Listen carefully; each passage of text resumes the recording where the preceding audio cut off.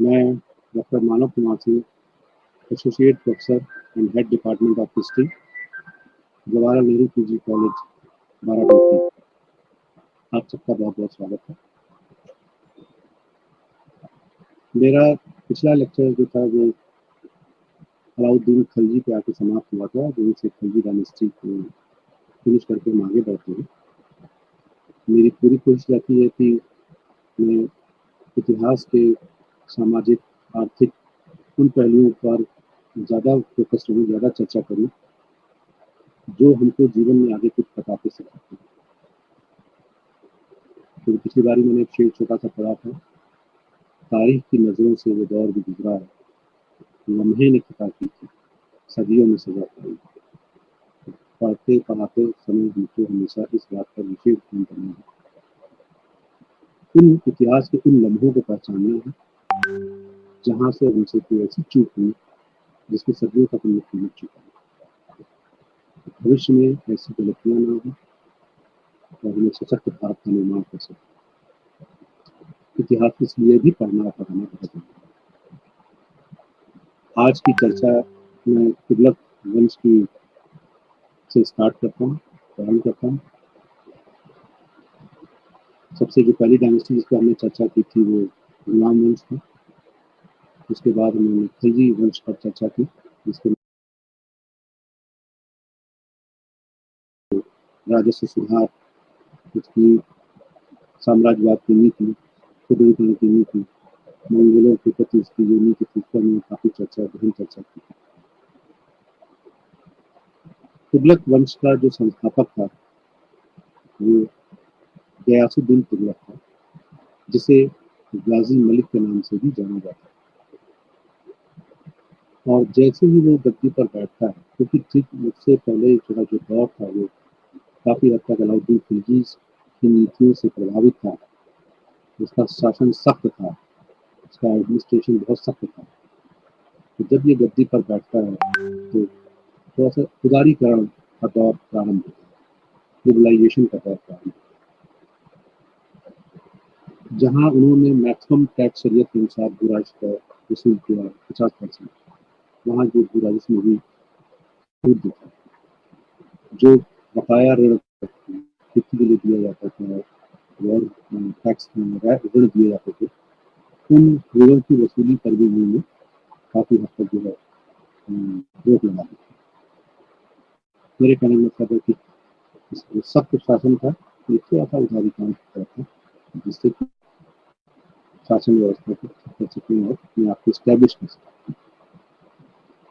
इसका जो पुत्र था उसका नाम जौना खान था, जो आगे जाकर के मोहम्मद बिन तुगलक के नाम से गद्दी पर बैठा।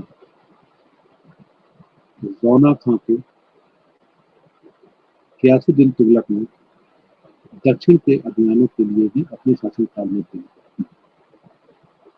पांड्य तक, काकतीय तक, ये दक्षिण भारत का हिस्सा है, जो वर्तमान में आप देखते हैं आंध्र प्रदेश, कर्नाटक, ये हिस्सा, यहाँ तक भी अभियान करके गया मोहम्मद बिन तुगलक, गयासुद्दीन तुगलक के नेतृत्व में। उससे मोहम्मद बिन तुगलक का दक्षिण भारत के प्रति जानकारी और वहाँ की समझ काफी बड़ी। आप आगे चल करके देखेंगे जब मोहम्मद बिन तुगलक की हम लोग चर्चाएं करेंगे, इसी का प्रभाव था कि मोहम्मद बिन तुगलक ने अपनी राजधानी को भी दिल्ली से दौलताबाद स्थानांतरित किया। जो दक्षिण भारत का जो बंगाल का एक अभियान था, जिसको गाजी मलिक या गयासुद्दीन तुगलक ने किया था, उस अभियान से जब ये वापस बंगाल से दिल्ली की ओर लौट रहा था, तो दिल्ली के आउटर एरिया में एक अफगानपुर जगह है, जहाँ पर गयासुद्दीन तुगलक के स्वागत के लिए जौना खान ने एक लकड़ी का महल बनवाया था, और वहीं पर गयासुद्दीन तुगलक आके रुके अपने खास लोगों के साथ, और बताते हैं कि रात में किसी कारणवश, कुछ इतिहासकार बताते हैं कि हाथियों के चलने के कंपन से कुछ लोग कहते हैं कि बिजली गिर जाने से वो महल गिरा, लकड़ी का जो बना हुआ महल था, और उसी के दर करके गयासुद्दीन तुगलक की मृत्यु हो जाती है। और उसके बाद उसका पुत्र मोहम्मद बिन तुगलक, जौना खान, दिल्ली का अगला सुल्तान बनता है। मोहम्मद बिन तुगलक का जो कार्यकाल है 1325 से लेकर के 1351 के बीच का है। उसके जो समकालीन इतिहासकार थे वो जियाउद्दीन बर्नी और अफ्रीका के मोरक्को का एक विदेशी यात्री इब्न बतूता, जो उसके समकालीन इतिहासकार थे जिन्होंने इस पर बहुत ज्यादा प्रकाश भी डाला है मोहम्मद बिन तुगलक की ऊपर और उनकी नीतियों के ऊपर। जिन लोगों ने बहुत ध्यान से मोहम्मद बिन तुगलक को पढ़ा होगा, देखा होगा कि ये दिल्ली सल्तनत का अब तक का सबसे ज्यादा शिक्षित, पढ़ा लिखा, बहुआयामी दृष्टिकोणों वाला, गहन जानकारी वाला, चाहे वो शिक्षा शास्त्र हो, चाहे खगोल शास्त्र हो, चाहे वो चिकित्सा के क्षेत्र का हो, उसको बहुत जानकारी थी, बहुत पढ़ा लिखा। दिल्ली सल्तनत का संभवतः सबसे पढ़ा लिखा सुल्तान था। फिर भी कुछ इतिहासकार कहते हैं कि वो संकी था, अपने समय से आगे का था, योजनाएं बनाता था तो उसका ठीक से क्रियान्वयन नहीं करता था। बहुत सी बातें हैं, लेकिन अगर आप इतिहास के विद्यार्थी हैं तो अगर ध्यान से देखें और पढ़ें तो महसूस करेंगे कि जब भी कोई व्यक्ति अपने समय से आगे का देखता या सोचता है, या समय से आगे की चीजों को विजुलाइज कर लेता है, उस समय लोग उसको हमेशा पागल ही कहते हैं। तो पहली बार फिर बताया गया कि पृथ्वी चक्री नहीं गोल है, तो भी लोगों को भरोसा नहीं। लेकिन समय के साथ अगर देखें तो बहुत सारी चीजें मोहम्मद बिन तुगलक की बात में अडॉप्ट भी करेंगे। जैसे फॉर एग्जाम्पल अगर हम समझें सांकेतिक मुद्रा, जिसको हिंदुस्तान में सर्वप्रथम मोहम्मद बिन तुगलक ने इंट्रोड्यूस किया था। आज वर्तमान में जो हमारे करेंसी है, जो हम लोग पैसा यूज करते हैं पूरी दुनिया में जो करेंसियाँ चल रही हैं, वो क्या है? सांकेतिक मुद्रा ही थी। अगर उसको जरा सा सिग्नेचर नकली हो गया तो वो बेकार है, तो कोई यूज नहीं है। सोने और चांदी के एवज में जो सिक्के जारी किए गए वो सांकेतिक मुद्रा। ये बहुत ही मोहम्मद बिन तुगलक बहुत ही लिबरल था बहुत सारी चीजों में। जो राजशेखर और जिन प्रभा सूरी, जो जैन धर्मगुरु थे, उनके साथ अक्सर चर्चाएं, वार्तालाप ये किया करता था, जिससे जान सके कि दूसरे धर्मों की अच्छी बातें क्या हैं, उसको समझ सके कि और धर्म क्या बोलते हैं। अजमेर की दरगाह ख्वाजा मोइनुद्दीन चिश्ती की जो दरगाह है, ये वहाँ भी गया था मोहम्मद बिन तुगलक। और कुछ इतिहासकार कहते हैं कि जो हिंदुओं का जो पर्व है होली, उसमें भी ये शिरकत करता था अपने त्योहार को मनाता। तो कुछ चीजों में अगर हम देखें तो लगता है कि जैसे ये अकबर का पूर्वगामी था। जिन पॉलिसियों को मुगल बादशाह अकबर ने इंट्रोड्यूस किया, कुछ चीजों में ये अकबर का पूर्वगामी है।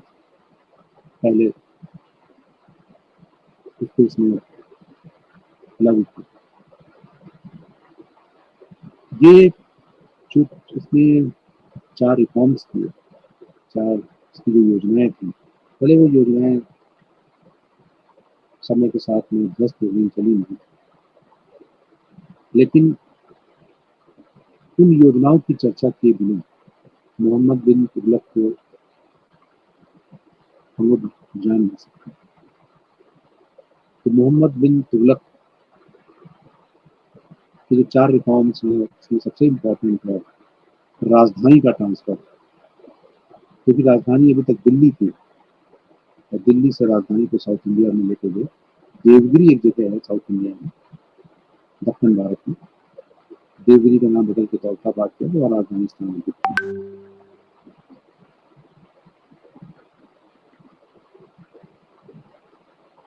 जो राजधानी ट्रांसफर की गई, उस पे इतिहासकारों के अलग अलग व्यूज हैं, लेकिन कुछ इतिहासकार कहते हैं कि मंगोलों के आक्रमण से लगातार उत्तर भारत असुरक्षित रहता था, तो राजधानी को थोड़ा सा सुरक्षित स्थान पर ले जाने के लिए उन्होंने दक्कन का चुनाव किया कि जो थोड़ा सा सुरक्षित जगह पर थे। कुछ इतिहासकारों का मत है कि दक्षिण भारत में भी इस्लाम का प्रचार प्रसार हो सके, इसलिए उन्होंने राजधानी दक्षिण भारत ट्रांसफर की। कुछ का मत है कि ये संभवतः द्वितीय राजधानी थी, दिल्ली इनकी प्रथम राजधानी बनी रही, लेकिन उनकी दूसरी राजधानी के तौर पर उसने इसको डेवलप किया, साउथ इंडिया। अलग अलग इतिहासकारों के अलग अलग। जब ये निर्णय लिया गया, उस समय बहुत गर्मी का महीना था, और गर्मी के महीने में राजधानी को दिल्ली से दौलताबाद लगभग 1200 किलोमीटर दूर ट्रांसफर करने की योजना बनाई गई। हालांकि सुल्तान की तरफ से सारी सुविधाएं मुहैया कराई गई थी कि रास्ते में लोगों को दिक्कत ना हो, लेकिन फिर भी उस समय जब संसाधन इतने अच्छे नहीं थे, रेलगाड़ियां नहीं थी, बसेस नहीं थे, हवाई यातायात की सुविधाएं नहीं थी, सड़कें बहुत प्रॉपर नहीं थी, नदियों के पुल नहीं थे, जगह जगह जंगल थे। ऐसे में आप कल्पना मात्र से सोचिए कि कितना मुश्किल रहा होगा उस समय जब हम राजधानी को यहाँ से वहाँ ले गए। बुजुर्ग लोग भी थे, महिलाएं भी थी, बच्चे भी थे, मवेशी थे, दुधारू पशु थे, उनके दैनिक मर्रा का सामान भी था। दिल्ली से दौलताबाद की यात्रा थी, भीषण गर्मी थी, और सबसे बड़ी बात है कि हम जब अपना घर छोड़ते हैं तो हमें घर से विशेष लगाव होता है, और जब घर से दूर जाते हैं तो दर्द भी होता है। ऐसे में दिल्ली के लोग ट्रांसफर होकर के, पूरी दिल्ली नहीं, पूरे लोग नहीं, लेकिन अधिकांश लोगों को ट्रांसफर किया था। तो उसमें रास्ते में बहुत से लोग अस्वस्थ भी हुए, मृत्यु भी हुई, लेकिन ये निकल के कारण वो लोग यहाँ दौलताबाद पहुंचे। ये योजना बहुत लंबे समय तक कारगर नहीं होती, हालांकि सुल्तान का सोचना ठीक था। मंगोलों के आक्रमण में लगातार हो ही रहे थे, दक्षिण भारत समृद्ध भी था, दक्षिण भारत के माध्यम से वहाँ के जो नए जीते हुए जो राज्य थे, जो एज ए जौना खां जो जीता था मोहम्मद बिन तुगलक ने, उन राज्यों पर अपना प्रभाव और अपना अस्तित्व बनाए रखना भी बहुत जरूरी था। उन नौ नए राज्यों को अपने कंट्रोल में रखने के लिए भी राजधानी ट्रांसफर होना जरूरी था। लेकिन इन सब के बावजूद भी योजना फ्लॉप रही, और अंततः मोहम्मद बिन तुगलक को ये निर्णय करना पड़ा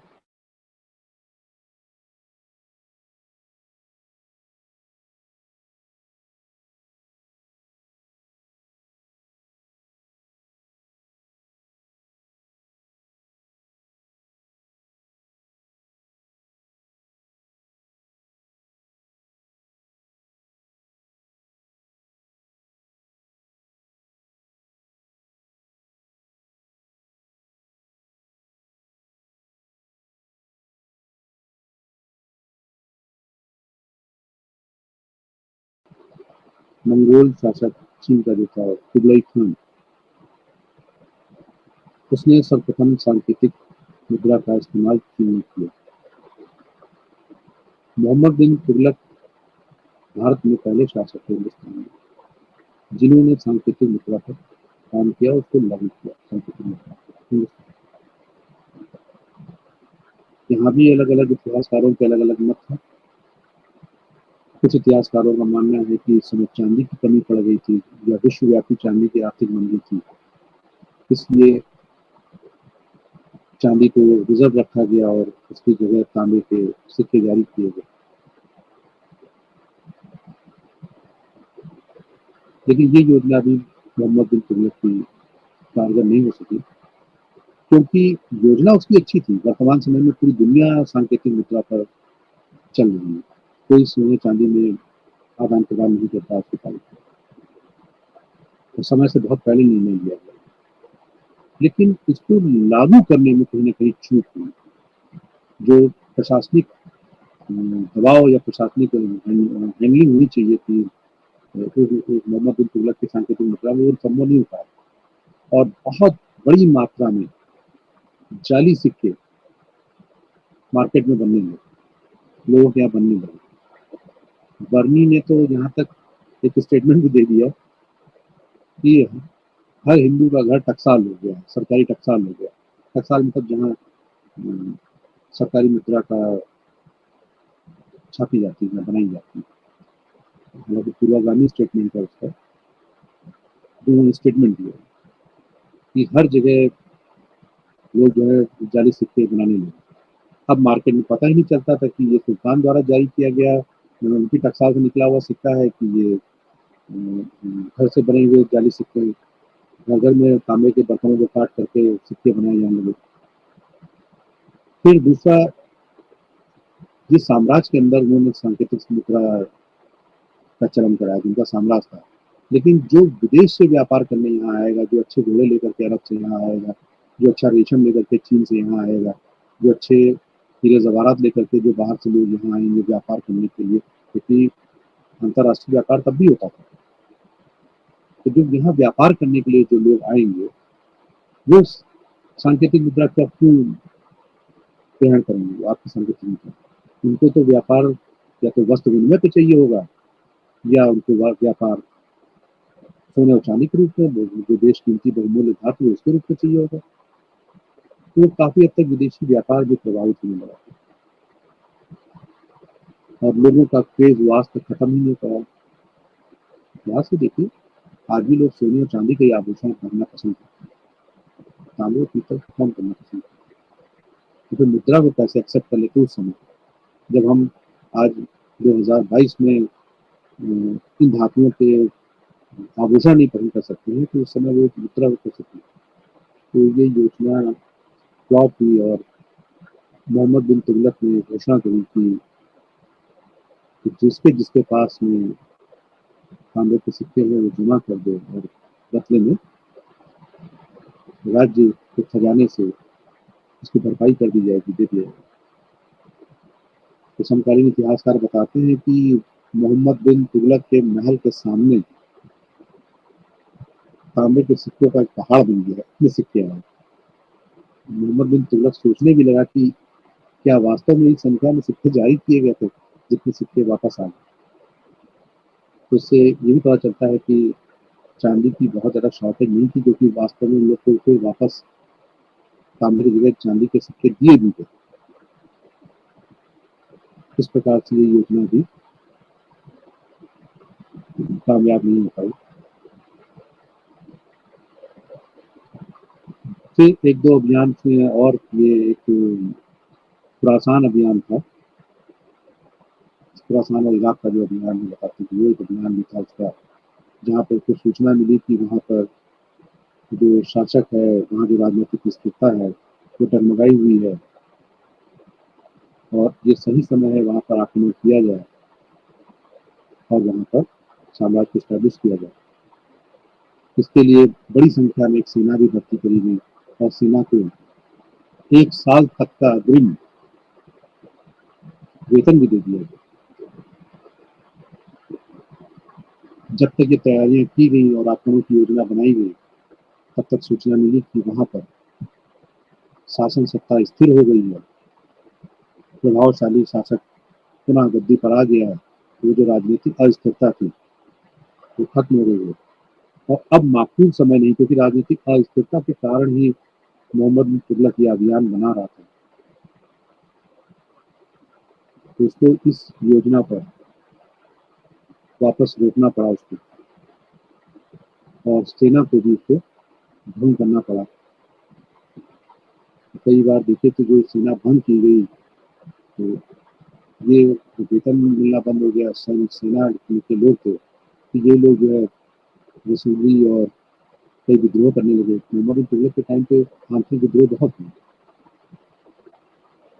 किस प्रकार से ये योजना भी उसकी फ्लॉप हुई, कामयाब नहीं हो पाई। फिर एक कराची का अभियान था, जो फिर इतिहासकार कहते हैं कि ये हिमाचल में जो कांगड़ा है, यहाँ पर उसने एक अभियान बनाया और कराची में तो कामयाब रहा, लेकिन जब वहाँ तक पहुँचा तो उसे लगा कि तिब्बत की तरफ भी बढ़ जाया जाए और अपने साम्राज्य का विस्तार किया जाए। लेकिन तब तक की ठंड आ गई, बहुत ज़्यादा ठंड आ गई और उसकी सेना, जो जिसके नेतृत्व में गई थी, वो सेना बर्फीले तूफानों में फंस गई और बहुत मास को उनको नुकसान हुआ। इस प्रकार से ये योजना भी फ्लॉप हुई। चाहे राजधानी ट्रांसफर हो दिल्ली से दौलताबाद, चाहे सांकेतिक मुद्रा हो, चाहे खुरासान अभियान हो, चाहे कराची अभियान हो, लगातार फ्लॉप होती योजनाओं से उसकी आर्थिक स्थिति की, जो साम्राज्य की आर्थिक स्थिति थी, वो भी खराब हुई। सरकारी खजाने पर बहुत सारा लूट पड़ा और सरकार के पास अगर माकूल खजाना नहीं होता है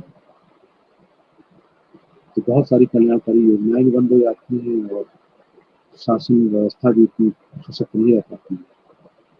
उस खजाने को वापस पाने के लिए या फिर भरने के लिए एक छोटा सा प्रयास और किया, इसने एक योजना और बनाई कि दोआब में कर वृद्धि कर दी है।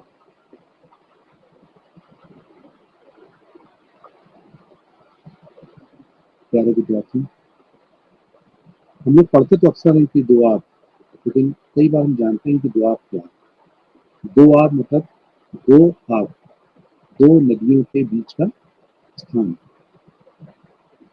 ऐसे आप देखते होंगे कहते हैं पंजाब, पंजाब पांच, तो पांच नदियों के बीच का स्थान पंजाब,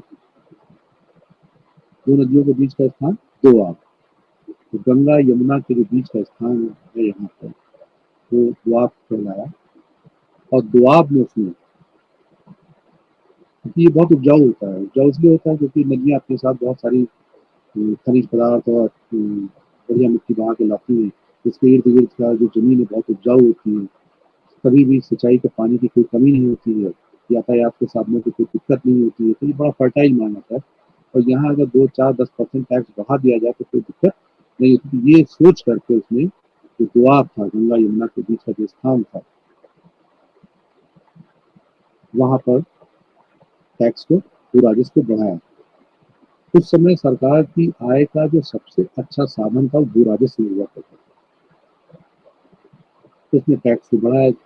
लेकिन दुर्भाग्य देखिए मोहम्मद बिन तुगलक का कि जिस साल इसने टैक्स को बढ़ाया वहां पर, उसी साल वहां अकाल पड़ा।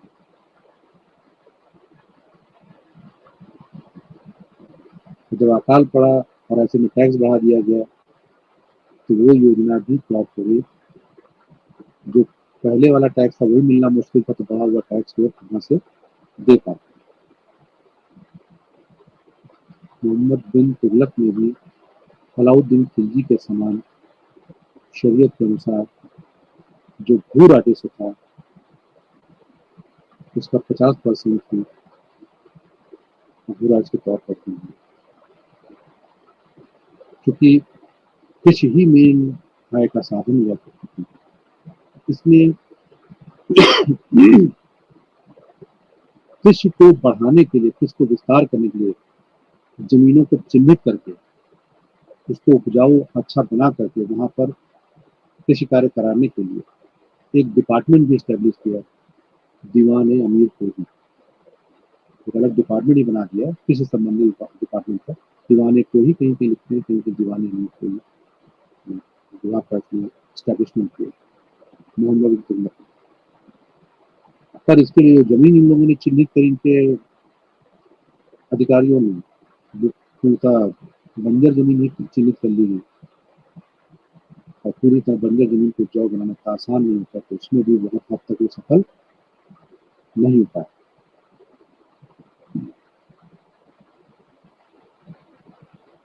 एग्रीकल्चर को काफी प्रमोट करने के लिए इसने किसानों को अग्रिम ऋण तो तकावी बोलते हैं, तकावी ऋण। जैसे आज की तारीख में किसान क्रेडिट कार्ड चलते हैं, तो किसानों के पास में क्रेडिट कार्ड रहते हैं, वो अपना बैंक से पैसा पहले लेते हैं, उससे सीड, बीज है, खाद है, पानी है, निराई है, उसमें लगाते हैं, जो फसल पैदा होती है तो उसका पैसा देते हैं। देखिए इस चीज़ हमको ये सब चीज़ें जानने को मिलती है। इसी प्रकार से उस समय भी तकावी ऋण दिया जाता था कि किसान अच्छा फसल पैदा करने, अच्छे बीज, अच्छे खाद का इस्तेमाल करे। जब अच्छी पैदावार होगी तो सरकार को अच्छा राजस्व मिलेगा, जिससे कि सरकारी खजाने भरे रहेंगे और अच्छी सेनाएं रखी जा सकेंगी, जिससे कि देश और विदेशी शक्ति कुचला जा सके। तो ये तकावी ऋण का भी इसमें प्रावधान किया मोहम्मद बिन तुगलक ने। उस समय मोहम्मद बिन तुगलक के टाइम पे ज़्यादातर विद्रोह भी हुए थे। अगर आप देखें तो दक्षिण भारत में दो बड़े साम्राज्यों का उदय भी हुआ, वो भी अलाउद्दीन खिलजी के टाइम पे। तो नहीं, सॉरी, मोहम्मद बिन तुगलक के टाइम। मोहम्मद बिन तुगलक के समय दक्षिण भारत में विजयनगर साम्राज्य, जिसका एस्टेब्लिशमेंट हरिहर और बुक्का नाम के दो भाइयों ने किया था, और बहमीनी साम्राज्य, कहीं न कहीं विखंडन की प्रक्रिया स्टार्ट हो चुकी थी दक्षिण भारत में, और दो साम्राज्यों का भारत के मानचित्र पर उदय हुआ, बहमीनी साम्राज्य और विजयनगर साम्राज्य। विजयनगर साम्राज्य हिंदू साम्राज्य था, बहमीनी अहमदपुर, बरार, बीजापुर, गोलकुंडा, कुंडा बहमीनी साम्राज्य।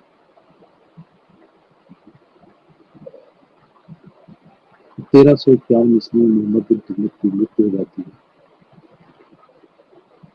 और उसके बाद गद्दी पर तो डायरेक्ट उसका पुत्र नहीं था, तो उसका संबंधी फिरोज तुगलक 1351 से 1388 तक गद्दी पर बैठा। फिरोज तुगलक एक ऐसा शासक था जिसने अपनी खुद एक किताब भी लिखी थी, उसने फुतूहात फिरोज शाही, जिसमें उसने अपने सब वर्णन किया। जो अभी तक की अलाउद्दीन खिलजी के टाइम पे जो जमीनें जो दान दी गई थी वो वापस छीन दी गई थी, तो फिरोज तुगलक ने वो जमीनें दान देने की वजह, जैसे इनाम, वह मदद माश, ये जमीनें देने की प्रक्रिया फिर से स्टार्ट हुई, दान की जमीनें देना स्टार्ट हुई। बहुत सारे छोटे छोटे जो कर थे, जैसे हमने बताया भी था कि अलाउद्दीन खिलजी ने चरी लगाया, घड़ी लगाया, ऐसे छोटे छोटे टैक्सेस लगाए गए थे। वो 23 प्रकार के छोटे कर थे, उनको माफ कर दिया, उनको हटा दिया। और जो मेजर टैक्सेस जो रखे गए, यहाँ पे मैं चार मेजर टैक्स की भी जो कर उनकी बात करूँगा। खराज, ज़कात, जजिया और खुम्स। खराज ये भूमि कर हुआ करता था, उस जो था वो मुसलमानों से लिया जाता था, जो बुरा था वो मुसलमानों से लिया था। भूमि की उपज का हिस्सा कुछ होता था वो लिया जाता था, और खराज गैर मुसलमानों से जो बुरा टैक्स वसूला जाता था। ये जो खराज जो टैक्स था ये गैर मुसलमानों से लिया जाता था, और ये गैर धार्मिक था। कुछ शासकों ने इसको, अलाउद्दीन खिलजी हैं, मोहम्मद बिन तुगलक हैं, जिन्होंने खराज को 50% तक, मैक्सिमम 50% तक इसको वसूल किया। फिर एक ज़कात टैक्स है, ये एक ज़कात जो था ये धार्मिक टैक्स था।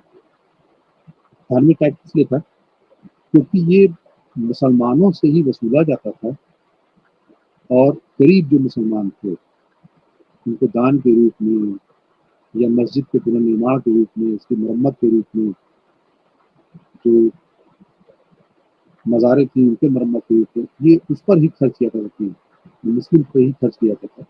तो इसलिए इसको धार्मिक टैक्स कहा गया, ज़कात। गैर ये मुसलमानों से वसूला जाता था और मुसलमानों पर ही या उनकी इस सिस्टम पर खर्च किया जाता था। तो ज़कात जो था वो धार्मिक टैक्स। फिर एक बड़ा चर्चा का विषय है, जहाँ हम लोग इसके बारे में बहुत चर्चा करते हैं, जजिया के बारे में। जजिया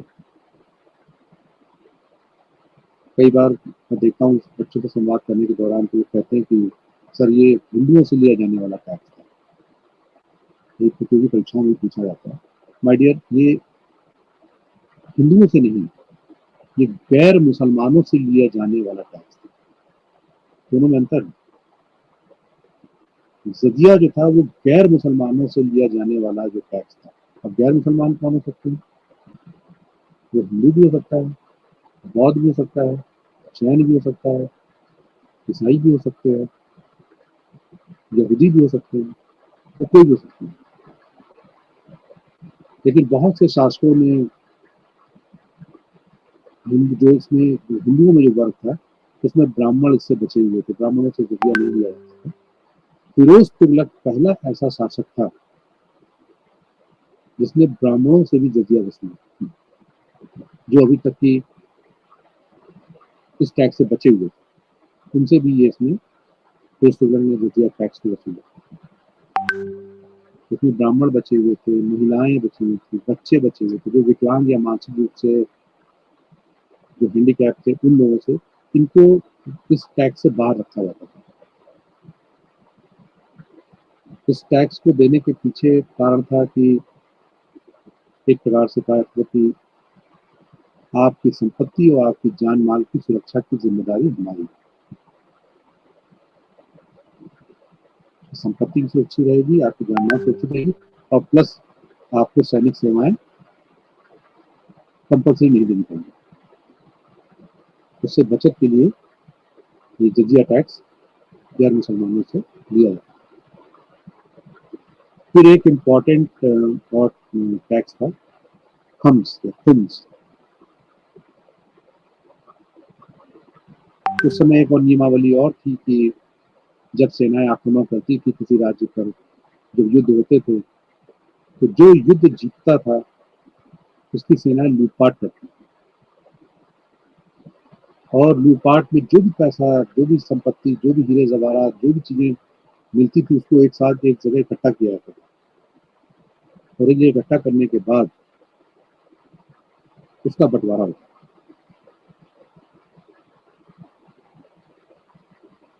उस बंटवारे में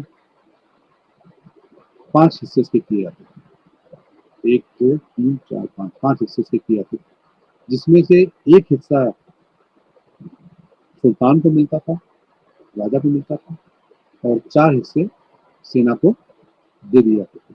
इससे सेना का उत्साह भी बना रहता था, जंग के लिए युद्ध भी करते थे, वेतन अलग मिलता था, काइंड ऑफ इंक्रीमेंट था उनका, इंसेंटिव। लेकिन 2 शासक ऐसे हुए जिन्होंने इस अंश को बदल दिया। 5 हिस्से करने के बाद में एक हिस्सा तो उन्होंने सेना को दिया, और 4 हिस्से स्वयं सुल्तान ने अपने पास रखे। वो थे अलाउद्दीन खिलजी और मोहम्मद बिन तुगलक, जिन्होंने खुम्स को मैक्सिमम हिस्सा अपने पास रखा और मिनिमम हिस्सा सेना को। इसके अलावा एक टैक्स मोहम्मद फिरोज तुगलक ने और लगाया। आपको जान के आश्चर्य होगा कि उस समय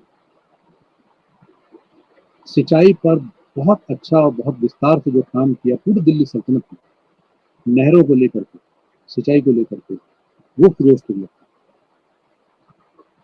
जैसे सड़कों के मामले में अगर आप देखेंगे कि शेरशाह सूरी का नाम लिया जाता है, वैसे सल्तनत में सबसे विख्यात, उसने बहुत बड़ी बड़ी और बहुत महंगा का निर्माण करा। हिसार फिरोजा जो शहर था, उसमें 2 महत्वपूर्ण ऐतिहासिक नहरों का निर्माण कराया, मुमताज भी। हिसार फिरोजा हरियाणा में एक जगह,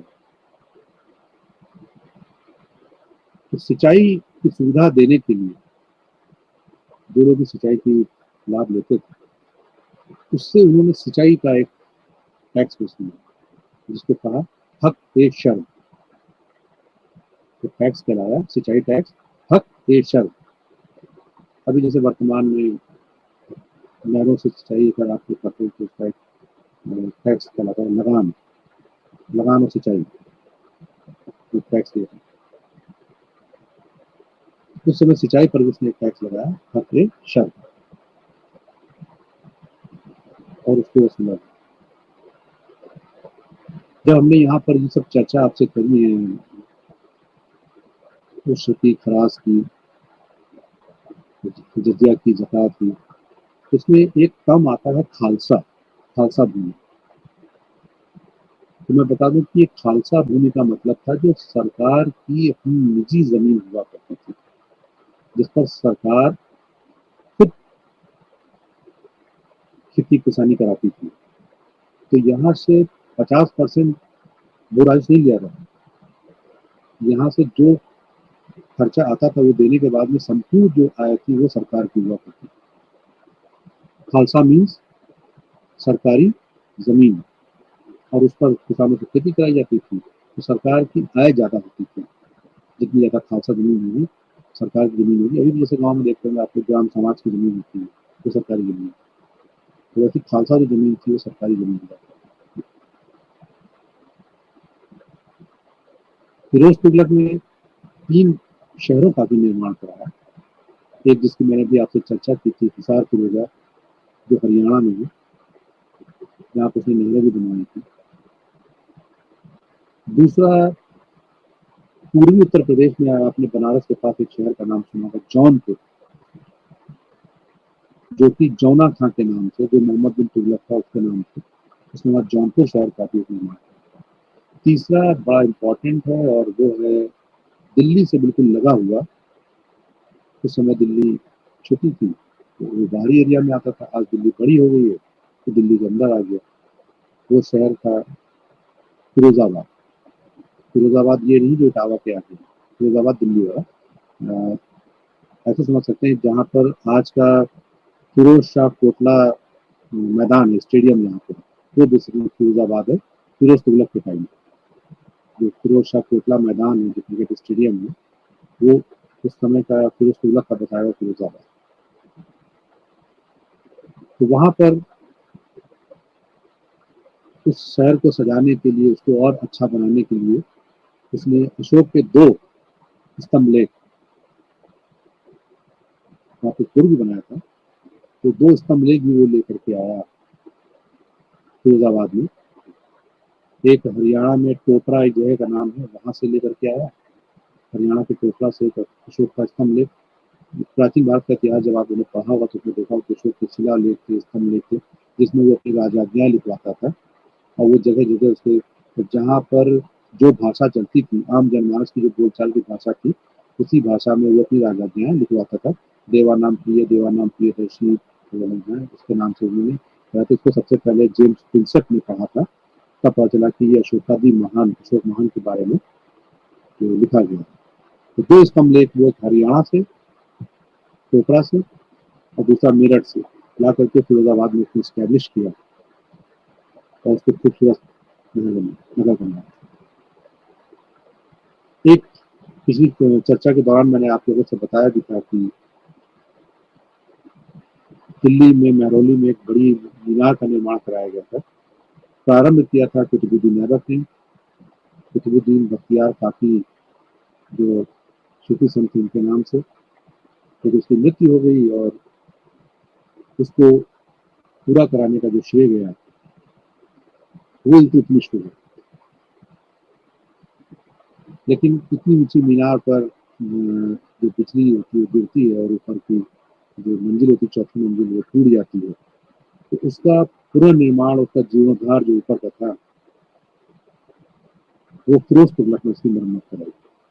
तो जो चौथी मंजिल थी, अब उसको 2 भाग में कर दिएगा, ऊंचाई उतनी रही, उसको 2 भाग में कर दिएगा, चौथी और पांचवी। 2 मंजिलों का जो मरम्मत जो कराई वो फिरोज तुगलक ने कराई, और वो 5 मंजिल की हुई। उसमें लगभग 375 सीढ़ियाँ हैं। उसका निर्माण उसने कंप्लीट कराया, जो महत्वपूर्ण उसकी थी। काफी उदार था फिरोज तुगलक। तो मुस्लिम लोगों की बेटियों की शादी के लिए, उनकी शिक्षा दीक्षा के लिए, उनकी चिकित्सा व्यवस्था के लिए, उनकी मदद करने के लिए उसने बहुत सारी चीज़ों का निर्माण कराया। उसके लिए इनफैक्ट एक अलग डिपार्टमेंट भी बना दिया, दीवाने खैरात, कि जहाँ से उनको ये हमेशा मदद मिल सके, जिसका काम ही था कि इनको सहायता देना, इनको मदद करना। तो दीवाने खैरात नाम का उसने एक डिपार्टमेंट बनाया, जिस डिपार्टमेंट के माध्यम से जो राज्य की प्रजा थी, बेसिकली उसमें मुस्लिम प्रजा, उसकी सहायता के लिए उसने विभाग की स्थापना की थी। फिरोज तुगलक को एक शौक और बहुत ज्यादा था, उसको गुलाम रखने का शौक था। गुलाम का मतलब आप लोग ये मत सोचिएगा कि नौकर थे। उस समय के गुलाम आप देखिए, कितने गुलाम ऐसे हुए जो सुल्तान तक बन गए, चाहे वो बलबन हो, चाहे इल्तुतमिश हो, चाहे कुतुबुद्दीन ऐबक हो। वो वेल ट्रेंड होते थे हर चीज में, शिक्षा के क्षेत्र में, राजकीय कार्यकाज के क्षेत्र में, हथियारों के क्षेत्र में, घुड़सवारी के क्षेत्र में, भाला के क्षेत्र में, तीरंदाजी के क्षेत्र में, हर चीज के स्किल्ड होते थे, ट्रेन किए जाते थे, तब वो बेचे जाते थे। तो वो एक प्रकार से योद्धा हुआ करते थे। तो फिरोज तुगलक को गुलामों का बहुत शौक था। इतिहासकार कहते हैं कि उसको इतना शौक था गुलाम रखने का कि लोग उसको तोहफे में गुलाम दिया करते थे। स्वर्ण आभूषण और बेशकीमती जवारात नहीं, उसके तोहफे में भी जो है लोग गुलाम ही भेंट किया करते थे। और उसके पास धीमे धीमे करके गुलामों की संख्या 1,80,000 तक पहुंची। इतनी ज्यादा संख्या हो गई कि उसको गुलामों का एक डिपार्टमेंट ही अलग बनाना पड़ा, और वो डिपार्टमेंट कहलाया दीवाने बंदगान डिपार्टमेंट कहलाया। तो ये की पॉइंट्स हैं जिस पर हम चर्चा करना, बहुत ज़्यादा पॉलिटिकल हिस्ट्री पर चर्चा करना पसंद नहीं करते हैं, तो हम कहीं से भी देख पा सकते हैं, लेकिन इम्पैक्ट क्या पड़ता है उसको देखते हैं। इसके बाद में जो नया वंश आया, वो जो नई डायनेस्टी आई, वो सैयद वंश था, जिसका स्थापना खिज़र खान ने किया था। और कोई बहुत ज़्यादा विशेष उपलब्धियां नहीं थी उससे, उनकी बहुत छोटा सा टाइम पीरियड है, अंधकार युग के समान। और उसके बाद में जो अगली डायनेस्टी आती है, जो लास्ट डायनेस्टी होती, ये डायनेस्टी गुलाम वंश, दूसरी डायनेस्टी खलजी वंश, तीसरी डायनेस्टी तुगलक वंश, चौथी डायनेस्टी सैयद, और पांचवी जो थी वो लास्ट जो थी लोधी डायनेस्टी थी, जिसका फाउंडर जो था, जिसकी संस्थापक जो था, वो बहलोल लोधी था। बहलोल लोधी ने लोधी वंश की स्थापना की थी। उसमें जो दूसरा इम्पोर्टेंट शासक था वो था सिकंदर लोधी। सिकंदर लोधी पर इसलिए मैं थोड़ा सा प्रकाश डाल दिया कि अभी तक जो राजधानी थी सल्तनत की, वो दिल्ली थी। बहलोल लोधी राजधानी आगरा लेके आए, और आगरा शहर की स्थापना भी की और ट्रांसफर किया था। आगरा शहर की स्थापना का जो श्रेय है वो सिकंदर लोधी को था। लोधी वंश का जो अंतिम और महत्वपूर्ण जो शासक था वो था इब्राहिम लोधी। और इब्राहिम लोधी को पराजित करके 1526 में 1526 ईस्वी में जो बड़ा बैटल लड़ा गया, बैटल ऑफ पानीपत, पानीपत का प्रथम युद्ध 1526 में, वो इब्राहिम लोधी और बाबर के बीच में लड़ा गया था, जिसमें बाबर की बहुत कम सेना थी, इब्राहिम लोधी के पास बहुत बड़ी सेना थी, लेकिन वो तुलगुमा युद्ध पद्धति का इस्तेमाल करके पहली बार तोपों की गर्दन हाथियों ने सुनी, और उस से जो अपनी बहुत छोटी सेना लेकर के 12,500 की सेना लेकर के लगभग 1 लाख की सेना को रौंद डाला। और इस प्रकार से दिल्ली सल्तनत का अंत होता है, और यहाँ से मुगल बादशाह शुरू होती है।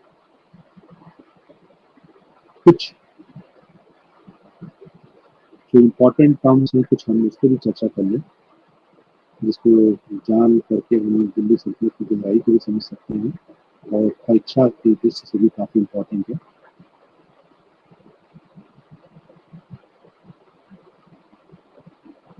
मैंने आपसे पहले भी कहा था कि जब भी जिस कालखंड का हम इतिहास पढ़ें तो हमको इस बात पर विशेष ध्यान रखना चाहिए कि उसके रिसोर्सेस क्या क्या हैं।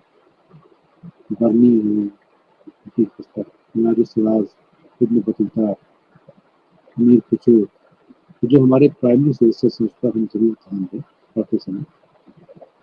स्थापत्य, कौन कौन सी बिल्डिंग उसमें बनाई गई, उसका आर्क एंड आर्किटेक्चर कैसा था। हिंदुस्तान में जो पहली मस्जिद का जो निर्माण किया गया था वो कुव्वत इस्लाम मस्जिद थी, जो दिल्ली में थी। कुतुबुद्दीन ऐबक ने उसको स्टैब्लिश किया। दूसरी 2.5 दिन का झोंका जो अजमेर में, कि अलाउद्दीन खिलजी के टाइम पर अलाई दरवाजा, जिससे आगे प्रेरित होकर के अकबर ने बुलंद दरवाजे का निर्माण कराया फतेहपुर सीकरी में। बलबन का लाल महल, लाल पत्थर से उसका निर्माण कराया। एक बेहद महत्वपूर्ण, जिस पर मैंने भी चर्चा किया था आपका, जो आज भी खड़ी हुई है उस प्रकार से, वो महरौली में कुतुब मीनार, ये सफेदकालीन स्थापत्य का एक बहुत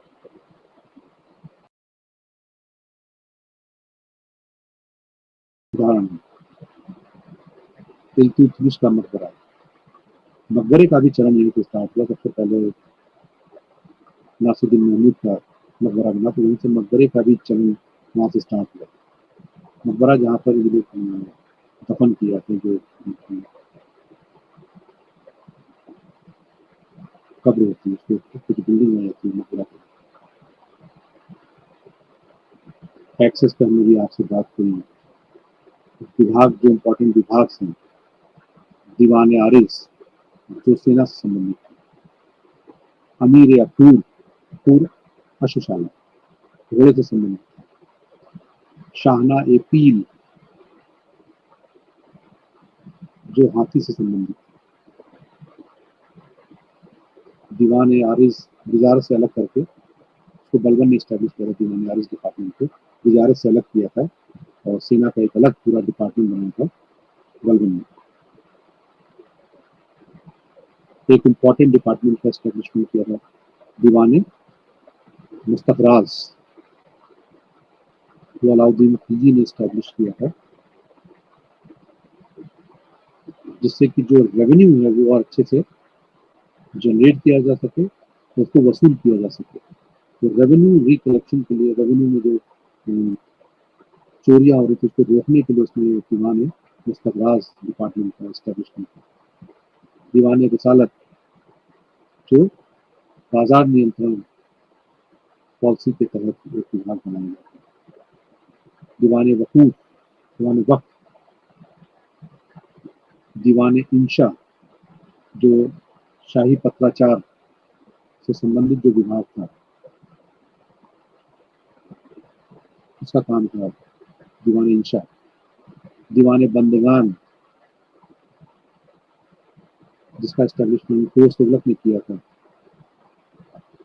जो गुलामों से संबंधित था, उसको हैंडल करने के लिए डिपार्टमेंट की एस्टेब्लिशमेंट किया गया था। दीवान खैरात, जिसका एस्टेब्लिशमेंट फिरोज तुगलक ने किया था, मुस्लिम लोगों की सहायता करने के लिए, मस्जिदों के पुनर्निर्माण करने के लिए उसको एस्टेब्लिश किया। दीवान अमीर कोही, जिसकी स्थापना मोहम्मद बिन तुगलक ने की थी और इसका काम था अच्छी भूमि का विस्तार करना, जमीन को उपजाऊ बनाया गया, अच्छी भूमि का उपजाऊ उर्वरा भूमि का विस्तार किया गया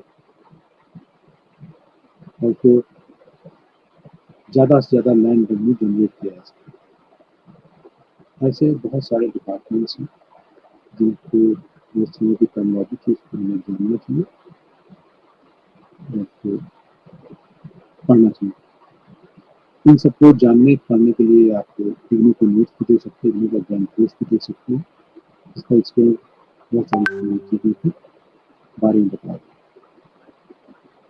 इस प्रकार से आपका जो 15 से 1206 से लेकर के 1526 तक का जो आपका दिल्ली सल्तनत का जो टाइम पीरियड है, ये आपका कवर होता है। इसके विभिन्न पहलुओं पर हमने प्रकाश डालने की कोशिश करी, इसका सोशल इम्पैक्ट, इसका पॉलिटिकल पर हमने कम चर्चा करी है, इकोनॉमिकल इम्पैक्ट हमने ज़्यादा चर्चा करी है। और यहाँ से फिर सल्तनत खत्म होती है। अभी तक जो सत्ता थी वो सल्तनत कहलाती थी, और सत्ता का जो मुखिया होता था वो सुल्तान कहलाता था। और 1526 में जो दूसरी शक्ति आई, जिसने कि तुर्की शक्ति के बाद में अफगान शक्ति को किनारे किया, और एक नई शक्ति आई, वो बादशाहत आती है। वो अपने आप को बादशाह कहते हैं। अब बाबर, हुमायूं, अकबर यहाँ से बादशाहत स्टार्ट होती है। और बाबर बेसिकली अफगान क्षेत्र से हिंदुस्तान के अंदर एंट्री करता है। ये जो टाइम पीरियड है आपका 1526 से लेकर के 1707, जिसमें हम मुगल वंश के बारे में पढ़ेंगे, मुगलों की जानकारी मिलेगी। साथ ही साथ इसमें शेर शाह सूरी जैसा एक इम्पोर्टेंट किरदार है, जिसको भी कई मामले में बेसिकली उसका जो भू राजस्व है, हम देखते हैं कि वो एडमिनिस्ट्रेशन के मामले में उसको भी अकबर का पूर्वगामी कहा गया। बहुत सारी चीजें इसमें अकबर की ही ली थी, और अकबर ने बहुत सारी चीजें उससे ली थी और उसको ही फॉलो किया था। शेरशाह सूरी वो बीच में कुछ समय के लिए मुगल सत्ता को हटाता है, हुमायूं को तारीफ करता है और स्टैब्लिशमेंट करता है। जब हम मुगल डायनेस्टी को पढ़ेंगे तो उसमें एक और महत्वपूर्ण शासक हैं औरंगजेब के टाइम पे छत्रपति शिवाजी, जिनका संघर्ष, जिनका सैन्य संगठन लाजवाब था, उनको पढ़ना हम इस सेकेंड टाइम पीरियड में स्टार्ट करेंगे। तो आज का हमारा जो ये संवाद है वो यही समाप्त होता है, और अगले लेक्चर में ये मुगल वंश पर प्रकाश डालेंगे और वहीं से हम लोग इसको स्टार्ट करेंगे। बहुत बहुत धन्यवाद। और पुनः मैं आपका आभार व्यक्त करता हूँ, आपने बड़े धैर्य के साथ में मुझको एक घंटे सुना। Thank you so much.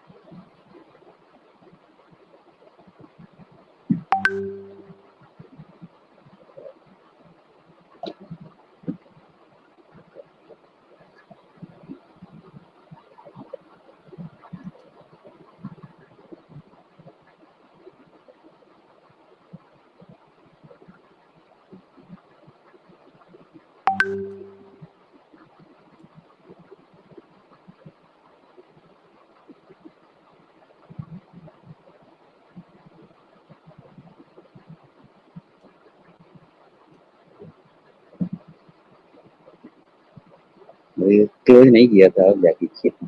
मुझे देखी नहीं। हाँ हाँ, नहीं बंद हो गया। हाँ।